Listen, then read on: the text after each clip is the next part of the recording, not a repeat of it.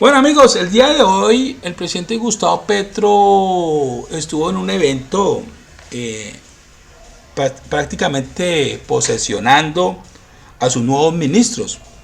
En medio de este evento, en un discurso que dio allí en este evento, invitó a los colombianos, invitó al pueblo colombiano a movilizarnos. Ojo con estas palabras que dijo el presidente Gustavo Petro, abro comillas.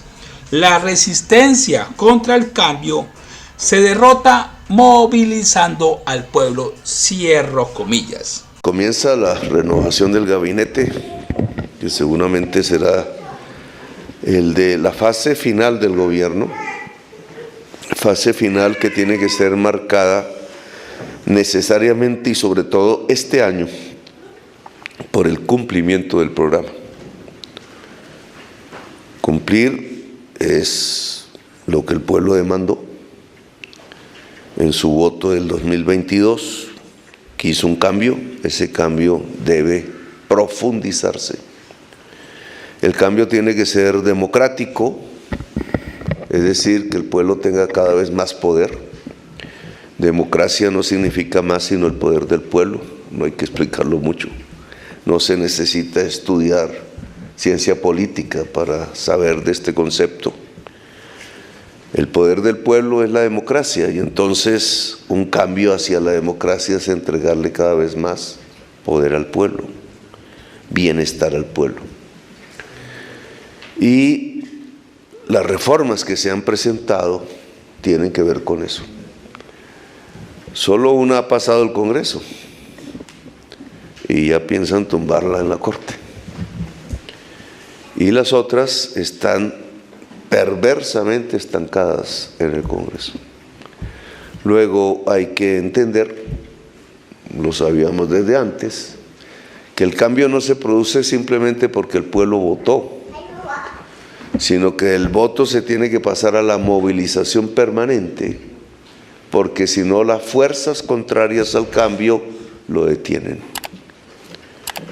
No es que el gobierno esté paralizado a su interior, aunque hay fallas, sino que además tiene las fuerzas que siempre han sido las privilegiadas del poder, las que han conducido a Colombia a la desigualdad social y a la violencia, y a la falta de democracia, a la exclusión casi que permanente de la mayoría de la población de las grandes decisiones del país y de su propio bienestar, porque la antidemocracia tiene un efecto económico. La riqueza del país va para unos pocos. Necesitan mantener el pueblo alejado del poder para que precisamente la riqueza del país, que es de todos, termine en manos de 4 o 5 personas, algunos corruptos y nada más. Luego, si queremos el cambio, toca derrotar esa resistencia. Y esa resistencia contra el cambio no se derrota sino movilizando al pueblo. Luego, este año tiene que ser el año de la movilización. Pues bien, esto es diciendo y haciendo. El Fabio Arias, el presidente de la Central Unitaria de Trabajadores, confirmó las fechas para la primera jornada de movilización a nivel nacional en apoyo al presidente Gustavo Petro y para defender las reformas sociales del gobierno Petro.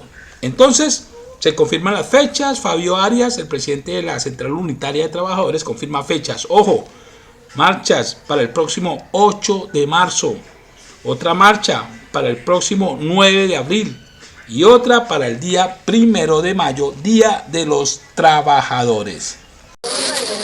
Movilizaciones: 8 de marzo, Día Internacional de la Mujer Trabajadora; 9 de abril, Día Nacional de las Víctimas; y el exitoso y grandioso 1 de mayo que vamos a hacer para acompañar toda esta calle, y toda esta calle a respaldar las reformas sociales del cambio y decirle a la Corte Constitucional que debe declarar exequible la ley pensional. Y adicionalmente le vamos a presentar al gobierno, esta ya tiene que ver con el gobierno, el pliego de petición, los pliegos de peticiones nacionales sectoriales, territoriales y singulares para los empleados públicos. Y esa movilización la estaríamos haciendo en todo el país el 31 de marzo. Antes de que te vayas, espera una pregunta.